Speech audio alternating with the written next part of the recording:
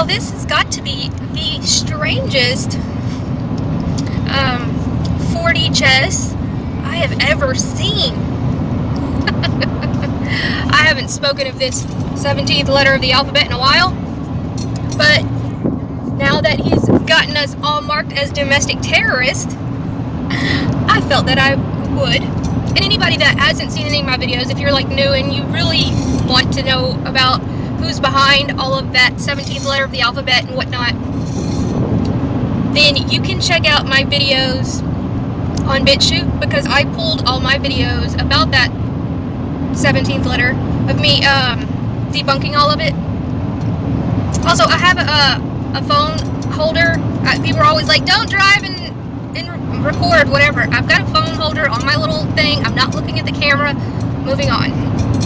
Okay, so if you want to see my Q debunking videos, you can go to my BitChute.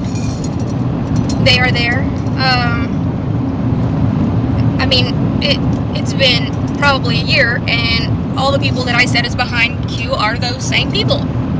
It just is what it is. And now, our current administration is calling anybody that's his FBI. I don't want to hear, oh, it's the last president and it's his holdovers. No, y'all, wake up. He's not disclosing anything. He was a conspiracy theorist himself. He's the one that put out Obama's birth certificate stuff. But yet now he's going to have us all considered domestic terrorists. That is a terrifying escalation. Because I want people to look at it, like, there are conspiracy theories that are just out there. They're just like, come on, like flat earth, come on. It's not flat, okay? But then they have, you know, if you're doing an investigation on, let's say, somebody's death or something, let's say you're even a police officer and you're doing an investigation on somebody's death, do you just pick one person and say, yep, they did it? No, there's an investigation. And if one investigator looks a little, have like some bias towards a certain topic, and you're like, no, we're gonna go ahead and give that case to another person because you have bias, and they're gonna do the investigation. Well, that's what people like us are.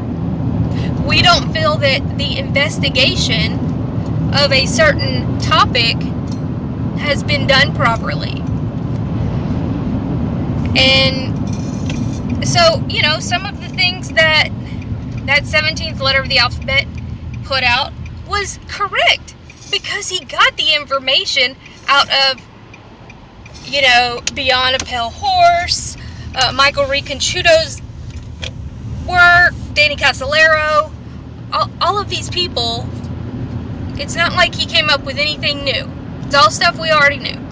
But what he did was, and you cannot deny this because it did happen, there have been like 4 people at least that have gone ridiculous. The one guy that went on the Hoover Dam that was talking about release the memo. Then we had the one Q guy that his brother, he killed his own brother. We had that Q follower that killed that mob boss's son or something. Gambino, probably not Gambino, I don't remember. Yeah, I think it was Gambino. And we all saw this coming. We all said that this is going to, we knew that this was what it was for. It was to rile up the entire conspiracy theory community and get us all put into one batch of crazy. And we saw it coming down the pipe, especially once Alex Jones decided to say, well, you know, I just wasn't, what did he say? Psychologically stable or sociopath or whatever. Like, using these words. And, I mean, we all said it was coming. But they continued to do it. We even put out the information about 412 and on being a college student at a very liberal college doing a research study on this type of information. Yet still people want to, oh no, it's some white hats. That's not how things work. It's not. I had a top secret security clearance. Things are so compartmentalized, it would never work like that. You know, the first few things that letter put out was good information. It was like, oh, to do just absolutely insane things. You know, say that, accuse people of doing this and that. You can't do that. You can't go around accusing anybody, especially these famous people or all of this stuff. You can't go around and just throwing accusations out there and think that nothing's going to happen. Are these people crazy? Yeah, most of our politicians are. But you cannot go around saying they're eating babies and doing all this crazy stuff and not think that some repercussions are going to come of it. Because almost all of them are playing for the same team. It's just how it is. Yeah, it sucks to realize it, but unless you realize it, nothing's ever going to be fixed. And that's what, you know, it drives me insane to see that people still can see this stuff happening. Still see that these FFs are happening under the current administration's watch. And you still can blame the last administration.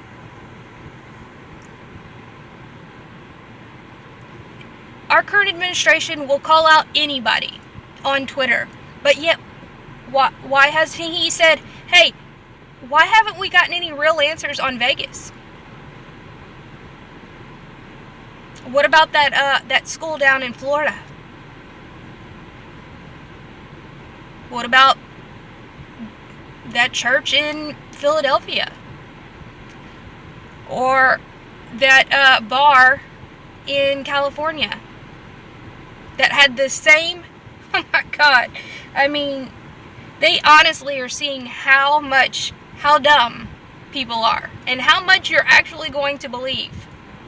And even if you don't believe it, and you're one of us, and you're like, oh my gosh, that's obviously fake, you're still not going to do anything about it. And that's what they're testing. They're testing to see if you're still going to support the current administration, even though you know that he hasn't said a dang word about it. You're not. You're like, oh, but Hillary. Oh, but Hillary. Who cares about Hillary? Who cares about any of them? We need to all unite and say, we're tired of all of your nonsense. We don't trust any of you. We have that power. And they're testing it. They're testing to see if you're going to still have these people's backs, even when you know they're doing crazy things. Let me explain something that I haven't said much about. Well, I mean, I said it probably a year ago, and then I just let it go. But the Mueller report. Does anybody find it very strange that he didn't know anything? He couldn't answer any of the questions when he was asked during the hearing the other day? He didn't even know who Fusion GPS was, when anybody that knows anything about the trial was like, what? How does he not know about Fusion? That's what? I know you're all thinking it, and you're all like, there's something not right here. There's something not right because he was not investigating Russia collusion. He was tying up loose ends of 9/11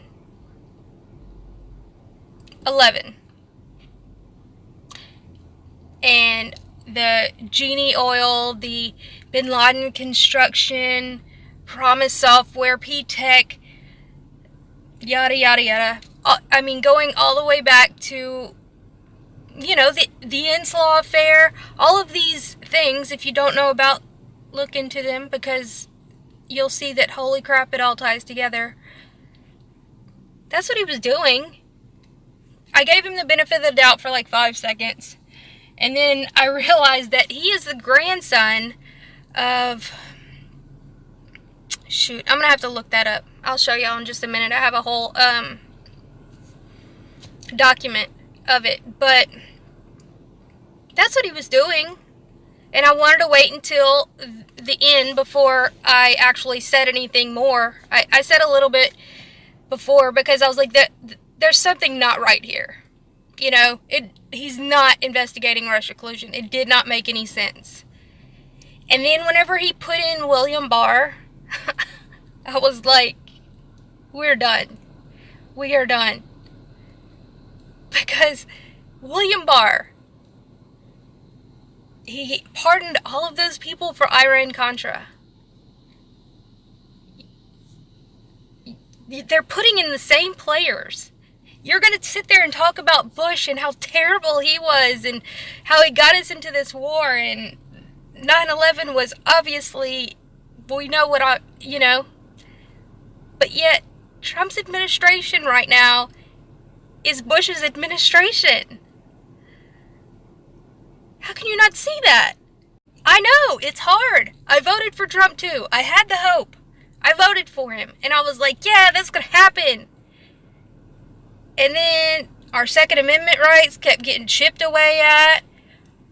Our First Amendment rights keep getting chipped away at.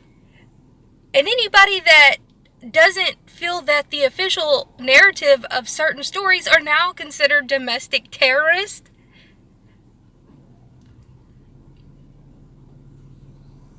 are you still going to sit around and say, it's all okay, it's no big deal, he's playing 4D chess?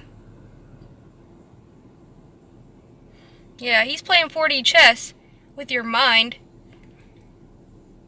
And if we don't stand up and unite and say, no more, I do not consent to you treating our country like this, there is no solution in D.C. There's no solution in D.C. Not one single person can get in that office and fix this. Not Tulsi Gabbard, not Bernie Sanders, not any of them. It's going to have to start at a state and local level. That is the only way we will have any hope of fixing any of this. And I'm actually trying to get an interview with one of the people running for governor as a third party in my state, just to have him talk about his experiences. I mean, I've talked to other people that have ran third party during the 2018, and all of their ads were cut from Facebook weeks before the elections. And so they're affecting all of this too. They're trying to control our state and local elections. Not just our, the presidential election. Facebook, Google, all of these people that run ads, that allow you to pay them to run ads, are screwing with the ads to where people don't see them. And so people don't know about them. And then you think you only have the R or the D to vote for. And if you don't, then you're throwing away your vote. Really? What have they done for us? They've done nothing. They have done nothing. And it's better to accept it and start moving on to get something done, rather than just voting another slave master in. Because that's all you're doing. The rich keep getting richer. All of the farmers in the Midwest are all being completely screwed over. All of these farmers that voted for Trump, some still even are holding out hope, but they are losing the farm. Like, literally. They're losing their farms because of this tariff trade war. In the beginning, people were holding out hope, and, some of these farmers, but now they're realizing This sucks. Yeah, okay, they're going to pay them out some, some sort of money, but that is still killing their land. If you don't know anything about crops and stuff like that, you still have to plant your crops. And so, like one guy in Montana was saying, it's costing them more to put the crops in the ground than it is to, they're actually going to make negative, but you have to keep putting your crops in the ground, otherwise your ground and everything, it's going to get screwed up. Now, I believe that this could be fixed. I think that this could be a blessing in disguise if they don't all lose their farms, because I think that they could do a reset of all this Monsanto GMO nonsense. But I'm sure they're not really thinking of that right now. They're just trying to see how they can keep their tractors. It's sad. And all that, the flooded farms and everything up in the Midwest, from people that I'm hearing of from out there, they have people going asking them if they could buy their property for pennies on the dollar. These big corporations. And some of them are selling because they're not really seeing what's going on. They're just thinking, holy crap, I just lost my farm. I'm already losing with all the Chinese, this China war on tariffs and all of this trade war and everything. It's their only way to be able to pay off their tractors and to pay off their farm equipment. And so very soon, the big corporations are going to own all of our farmland. That would be scary.